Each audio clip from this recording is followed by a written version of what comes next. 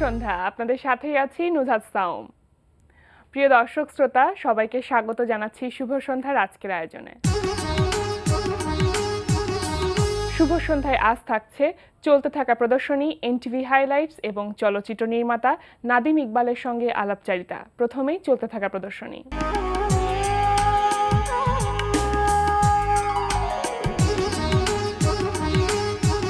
শুরুতে জানিয়ে দিচ্ছি চলতে থাকা প্রদর্শনীর সময়সূচি। উত্তরার গ্যালারি কায়ায় প্রদর্শিত হচ্ছে শিল্পী রণজিৎ দাসের চিত্রকলা প্রদর্শনী জার্নি অ্যান্ড ইমেজেস। সকাল 11টা থেকে রাত 8টা এই সময় প্রদর্শনী চলবে 25 মার্চ পর্যন্ত। ব্রিটিশ কাউন্সিলে অনুষ্ঠিত হচ্ছে London 1971 unsung heroes of the Bangladesh liberation war শিরোনামে আলোকচিত্র প্রদর্শনী।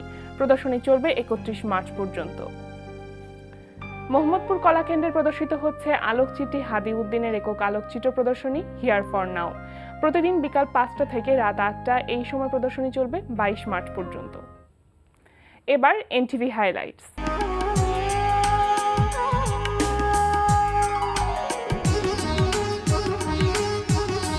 এবার জেনে নিন কি থাকছে এনটিভির রাতের অনুষ্ঠান মালায়। সন্ধ্যা 6:45 দেখবেন মোহাম্মদ নুরুজ্জামানের প্রযোজনায় চলচ্চিত্রের গান নিয়ে অনুষ্ঠান রূপালী পর্দার গান।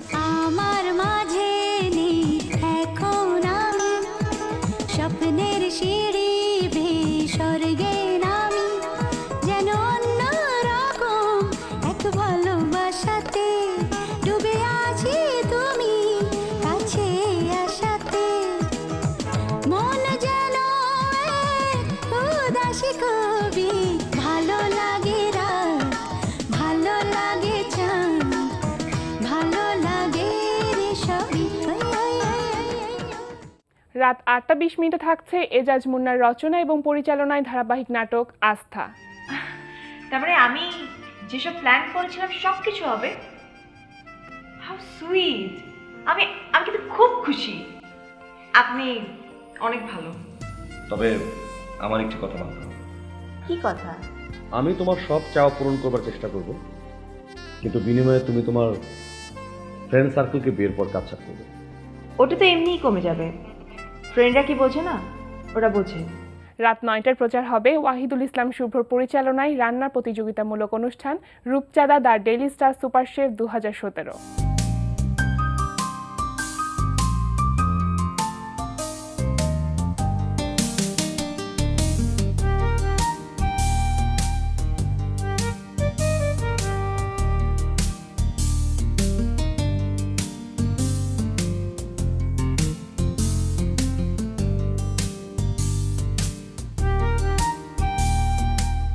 রাত 11:30 থাকছে হাসান ইউসুফ খানের প্রযোজনায় সঙ্গীতানুষ্ঠান মিউজিক জ্যাম।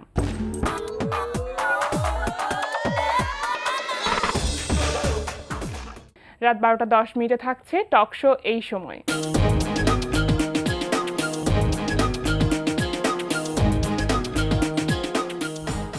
এই ছিল এনটিভি রাতের অনুষ্ঠানমালার সময়সূচি। এবার আলাপচারিতা।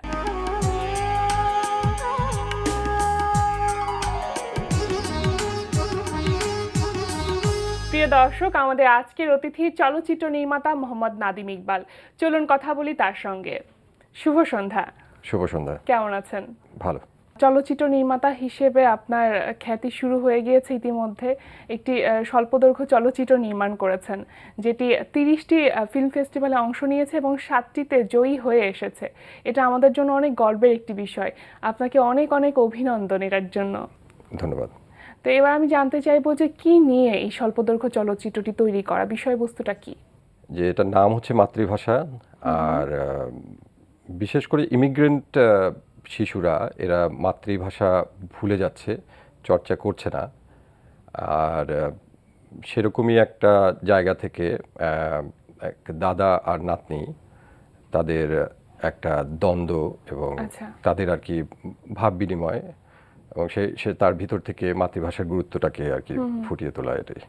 তো এই বিষয়বস্তু নিয়ে কাজ করার ইচ্ছাটা কবে থেকে তৈরি হলো?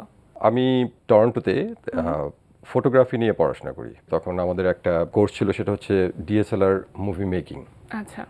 ফাইনাল অ্যাসাইনমেন্ট ছিল আমাদেরকে একটা ম্যাক্সিমাম লেন্থ হচ্ছে 5 মিনিটস, যে এটার একটা ছবি বানিয়ে দেখাতে হবে তাদেরকে। তো আমি তখন 3 মিনিটের একটা ছবি করি, সেটা আন্তর্জাতিক মাতৃভাষা দিবস এবং ইংরেজিতে করা হয়, সো ওটার নাম দিই আমি IMLD, international mother language day.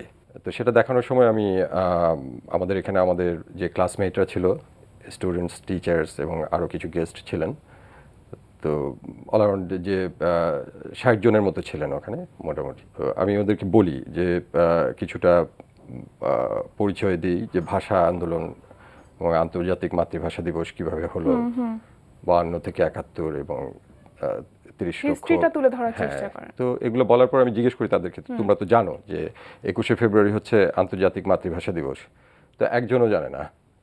ও তো যখন একজনও জানে না, সেটা আমি তখন এক ধরনের ভিতর থেকে একটা অপমান বোধ হয়। আচ্ছা। হ্যাঁ, তো এটা আমার মনে হয় যে এটা একটা বীজ ছিল, যে ভাষা, মাতৃভাষা। এবং আমি যখন আমার বাসায় দেখি যে আমার ছোট ছেলে রায়ান, সে ঘুম থেকে ওঠার পর ইংরেজিতে কথা বলে, বাংলা বলতে চায় না, আচ্ছা। তো এটা আমার কাছে যে একটু দুঃখ, খারাপ বা লাগা আমি একটা চাচ্ছি না অনুভূতি, এরকম হ্যাঁ। কিছু হোক।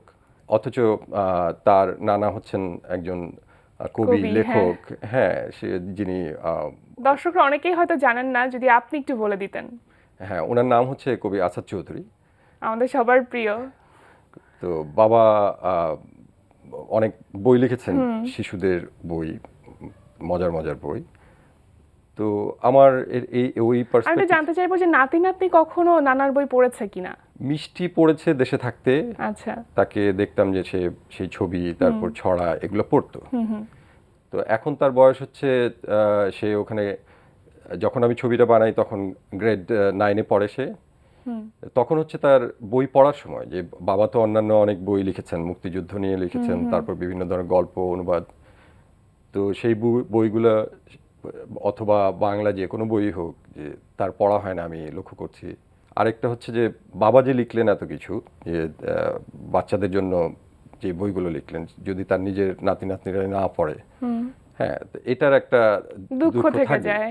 তো আমি এই পুরো এই বিষয়গুলো নিয়ে এবং মাতৃভাষার যে একটা অবহেলা হচ্ছে, হ্যাঁ, এবং অন্যান্য ভাষার যে আগ্রাসন, যার কারণে আরো ইয়ে হয়ে যাচ্ছে, আমাদের মাতৃভাষা দুর্বল হয়ে যাচ্ছে, অনেকটা কোণঠাসা হয়ে যাচ্ছে। তো সেটার উপর আমি একটু কাজ করতে চাইলাম, যে উদ্দেশ্য ছিল এটা, যে একটা স্টোরি বলা এবং এই স্টোরিটা যাতে মানুষকে একটু সচেতন করে। আচ্ছা, এই গল্পটি বলার জন্য বা এই মেসেজটি দর্শকদের কাছ পর্যন্ত পৌঁছানোর জন্য স্বল্পদৈর্ঘ্য চলচ্চিত্রকেই কেন মাধ্যম হিসেবে বেছে নিলেন, অন্য কিছু কেন না? আসলে আমি যেমন এই ছবি বা তার আগে থেকে একটা ছবিতে কাজ করছি, যেটা হয়তো আরও 2-1 বছর লাগতে পারে শেষ হতে, আর এই ছবির পরেও দুটো ছবি আমি ফিকশন এবং নন ফিকশন ছবিতে হাত দিয়েছি এবং সেটা চলছে। কিন্তু কোনোটার ক্ষেত্রেই আমি আসলে সময়কে নির্ধারণ করিনি, যে আমি 30 মিনিটের ছবি বানাবো অথবা 1 ঘন্টার ছবি বানাবো, বা এটা ফিচার লেন্থ হবে, এটা শর্ট ফিল্ম হবে। তো আমি যে গল্পটা বলতে চাই সেটা আমি স্বাধীনভাবে চিন্তা করি এবং কাজ করতে চাই।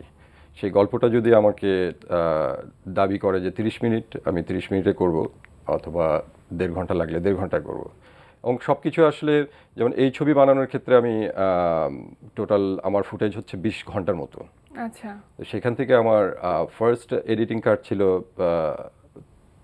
36 মিনিট। আচ্ছা। তারপরে এটাকে আমি আরো ছোট করলাম। আমার মনে হলো যে একদম ফ্লো থাকতে হবে, হ্যাঁ, যেটা গল্পটা, ইমোশনটা থাকতে হবে, বোরিং করা যাবে না, যে মানুষের আগ্রহ থাকতে হবে দেখার বিষয়ে, যে দেখে তাদের যাতে টাচ করে ছবিটা। আর আরেকটা কথা বলতে আমি ভুলে গিয়েছিলাম, যে যেটা হচ্ছে যে আমি ফিল্ম নিয়ে পড়াশোনা করছিলাম। আচ্ছা। তো সেই পড়াশোনা করা অবস্থাতেই আমার এই ছবিটা করা, এবং সেখানে আমি আমাদের যে ডিএফআই, ডকুমেন্টারি ফিল্ম ইনস্টিটিউট, এটার যে কোঅর্ডিনেটর ছিলেন সানি নাম, তো তাকে আমি বলেছিলাম যে আমি এয়ারপোর্টের ভিতরে শ্যুট করতে চাই, সেটা পারমিশন চাই আমি। তো সে বিশ্বাস করে, কেন? আমি বললাম যে আমি যে ছবিটা বা একটা ছবি বানানোর চিন্তা করছি, সেই ছবিটার শুরু হবে, আমার প্রোটাগনিস্ট আসবেন, তাকে আমি এয়ারপোর্টের ভিতর থেকে শ্যুট করব, এবং আমার ছবি শুরু হবে ওনার আগমন দিয়ে এবং উনি চলে যাবেন, সেটা দিয়ে ছবিটা শেষ হবে। আচ্ছা। তো সে বললো, ওকে, আমি পারমিশন তোমাকে করে দিচ্ছি এসে, কিন্তু সে আসলে সিরিয়াসলি নেয়নি। সে ভেবেছিল যে আমি ফান করছি, যে এয়ারপোর্টের ভিতরে শ্যুট করবে প্রথম ছবি।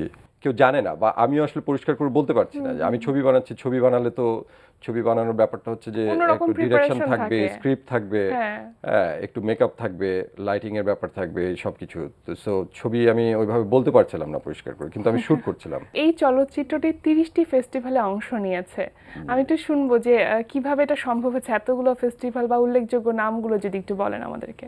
ফেস্টিভ্যাল সম্বন্ধে, ফেস্টিভ্যালে যে ছবি দেওয়া হয় এবং কিভাবে দেওয়া হয় এসব সম্বন্ধে আমার কোনো ধারণা ছিল না, বা আমি ছবি বানানোর সময় কোনো ফেস্টিভ্যালে দিব এই ধরনের চিন্তাও ছিল না মাথায়। আর এটি যেহেতু আপনার প্রথম চলচ্চিত্র ছিল, জি, স্বল্পদৈর্ঘ্য চলচ্চিত্র, তো অভিজ্ঞতাটা তো নিশ্চয়ই একেবারেই অন্যরকম ছিল। অভিজ্ঞতাটা এরকম যে আমি বলি কিছুটা, যে ছবি বানানো হয়ে গেল, এটার স্ক্রিনিং হলো, কলেজ থেকে স্ক্রিনিং করা হলো ডাউন টাউনে 2টা জায়গায়। তো সেখানে যারা দেখলেন, সেখানে সিবিসির এক্সিকিউটিভরাও ছিলেন, ওখানকার ক্যানাডিয়ান ব্রডকাস্টিং চ্যানেল। তো তাদের কাছ থেকে মানে তারা খুব অ্যাপ্রিসিয়েট করলো ছবিটাকে। তারপর অনেকে এসে আমার সাথে কথা বলল। তো তখন প্রথম আমার মনে হলো যে ছবিটা মনে হয় মানে পছন্দ করছে গ্রহণযোগ্যতা দর্শকরা। পাবে। হ্যাঁ। এরপর আমাকে 2-1 জন বললো ফেস্টিভ্যালে পাঠানোর জন্য। তো আমি তো জানি না ফেস্টিভ্যালে কিভাবে পাঠাতে হয়। তারপরে আমাকে বললো যে এইভাবে পাঠানোর জন্য। আর আমি তখন পাঠানো কিছু ফেস্টিভ্যালে পাঠানোর পর প্রথম চিঠি আসলো একটা ডেনভার ফিল্ম ফেস্টিভ্যাল থেকে, 39th ডেনভার ফিল্ম ফেস্টিভ্যাল, যেটা হয় গত বছর নভেম্বরে। আচ্ছা। তো তখন তারা বলল যে এরকম আর কি, তা আমাকে ইনভাইট করেছে, তারা আমার ছবিকে সিলেক্ট করেছে দেখানোর জন্য। তো সেটা ছিল আমার প্রথম যে এক্সাইটমেন্ট, যে একটা ডেনভার ফিল্ম ফেস্টিভ্যাল। আমি তখন ডেনভার নিয়ে একটু জানার চেষ্টা করলাম, এই ফেস্টিভ্যাল দেখলাম যে না, একটা বড় ফেস্টিভ্যাল এটা সেটা। তো আমি কনফিউজ যে নিজে টিকিট করে যাবো এই খরচগুলো দিয়ে যাবো কিনা। কয়েকদিন পরেই তারা আবার আরেকটা ইমেল পাঠালো যে তোমার সব খরচ আমাদের, তোমার প্লেন ফেয়ার থেকে নিয়ে থাকা খাওয়া টাওয়া সব কিছু, তো তুমি আসো। আচ্ছা, পরবর্তীতে যখন 7টি ফেস্টিভ্যালে জয়ী হয়ে আসলেন বা জয়ী হলো আপনার এই স্বল্পদৈর্ঘ্য চলচ্চিত্র, তখন কেমন ছিল ফিলিংসটা? ডেনভারে যখন আমি গেলাম, সেই অনুভূতি ছিল দারুণ একটা অনুভূতি। এবং সবচেয়ে বড় যেই ব্যাপারটা ছিল সেটা হচ্ছে যে আমাকে অ্যাজ এ ফিল্ম মেকার যে উৎসাহ এবং আত্মবিশ্বাস, এই দুটো ব্যাপার যখন এই ফেস্টিভ্যাল 55,000 অডিয়েন্স সেখানে, এবং 150 জন ফিল্ম মেকার, এরকম একটা বড় ফেস্টিভ্যালে আমার ছবি দেখানো হচ্ছে, সেখানে আমাকে ডেকে কথা বলাচ্ছে দর্শকদের সাথে, আমি সেখানে আমার ছবি নিয়ে কথা বলছি। আর যখন ফিরে আসি তখন এই ফেস্টিভ্যালের ডাইরেক্টর এসে জড়িয়ে ধরে বলছে যে আমরা চাই যে তুমি আগামী বছর একটা ছবি নিয়ে আসবে এখানে। বাহ। হ্যাঁ, তো সেটা আমাকে যেটা দিল যে একটা আত্মবিশ্বাস, যে আমার মনে হলো যে আমি একজন ফিল্ম মেকার, এটা মনে হলো ইন্সপায়ার করেছে অনেক। অনেক। তো তারপর 7টা হলিউড ডাকলো হ্যাঁ হ্যাঁ। এর পরের মাসে, ডিসেম্বরে, আচ্ছা। যে হলিউড আমাকে বলল যে আমি উইনারও ওখানে। সেখানে গেলাম, সেখানে গিয়েও তারা আমার প্রথমে ইন্টারভিউ নিল, ছবি তুললো, তারপর ফিল্ম স্ক্রিনিং হলো, সন্ধ্যার সময় পুরস্কার দিল, দেখে নিয়ে কথা বলতে বলল। তখন আমি বললাম যে এই ব্যাপারে, এবং আমি বললাম যে যারা আমাদের এখানে যে 30 লক্ষ জীবন, হ্যাঁ, যে স্যাক্রিফাইসড হলো, তাদের উদ্দেশ্যে আমি আর কি আমার এই পুরস্কারটাকে উৎসর্গ করছি। তো বাংলাদেশের দর্শকরা এই শর্ট ফিল্মটা আসলে কিভাবে দেখতে পারবে? ইউটিউবে কি রিলিজ দেওয়া হয়েছে? ইউটিউবে এটার ট্রেলারটা আছে। আচ্ছা। আর পুরো মুভিটা দেওয়ার ক্ষেত্রে ফেস্টিভ্যাল আসলে এক ধরনের রেস্ট্রিকশন দিয়ে রাখে, যে তোমরা মানে ফিল্ম মেকার যারা ফেস্টিভ্যালে সাবমিট করে তাদেরকে আর কি রেস্ট্রিকশনটা দেওয়া থাকে যে অনলাইনে সাবমিট না করার জন্য। আমি অন্তত এরকম আর কি পড়েছিলাম, তারপর থেকে আমি আর এটা দেইনি কোথাও, শুধু ট্রেলারটা দেওয়া আছে। আর বাংলাদেশের দর্শক, যেমন আমাদের ওখানে টরন্টোতে যে বাঙালিরা, সেখানে 5 বারের মতো স্ক্রিনিং হয়ে গেল ওখানে। আচ্ছা। তো আমার মনে হয় অনেকেই এটা দেখতে পেরেছে, এবং অনেকে দেখতে না পেরে এসে বলছে যে আমি দেখতে এসেছিলাম, ছবিটা দেখতে পারলাম না। কারণ আবার অনেকে দেখার পরে বলছে যে আমার মেয়েকে দেখাতে হবে, আমার ছেলেকে দেখাতে হবে। তো সেটা একটা দারুণ অনুভূতি যে যে মনে করছে এবং আমিও মনে করি যে এই Response-টা ছবিটা অনেক ভালো। হ্যাঁ এখন আমার আরো মনে হয় যেমন আমার মেয়ে এই ছবির পুরো প্রসেসটার মধ্যে দিয়ে গিয়ে সে এখন বাংলা বই পড়ে। আচ্ছা, আমি যখন দেখলাম যে সে হুমায়ুন আহমেদের বই পড়ছে, তারপর বাহ। জাফর ইকবাল স্যারের বই পড়ছে। না, আপনি তারপর যে বাবা- মেসেজটি দেওয়ার চেষ্টা করেছেন সেটি বলা যায় অনেকটাই সার্থক। কথা বলতে অনেক ভালো লাগছিল। আজকে আমাদের আয়োজনে এসেছেন, দেশে এসেছেন, তারপরও যে সময় করে আমাদের আয়োজনে এসেছেন, এই জন্য আপনাকে অনেক ধন্যবাদ। আপনাকেও অনেক ধন্যবাদ, আর দর্শকদেরকেও অনেক ধন্যবাদ আমাদের এই কথাবার্তাগুলো এবং আমার এই ফিল্ম নিয়ে এতক্ষণ ধরে এই কথাগুলো শোনার জন্য। প্রিয় দর্শক, কথায় কথায় আমরাও চলে এসেছি অনুষ্ঠানের শেষ প্রান্তে। আমাদের সঙ্গে যোগাযোগের ঠিকানা প্রযোজক শুভ সন্ধ্যা, এনটিভি বিএসসিসি ভবন, 7ম তলা, 102 কাজী নজরুল ইসলাম অ্যাভিনিউ, কারণ বাজার, ঢাকা 1215। আমাদের ইমেল অ্যাড্রেস shubhosandha@ntvbd.com। প্রিয় দর্শক, এনটিভিতে সম্প্রচারিত সংবাদ ও অন্যান্য সকল অনুষ্ঠান দেখতে লগ ইন করুন www.ntvbd.com-এ। সবাই ভালো থাকুন, নিরাপদে থাকুন। শুভ সন্ধ্যা।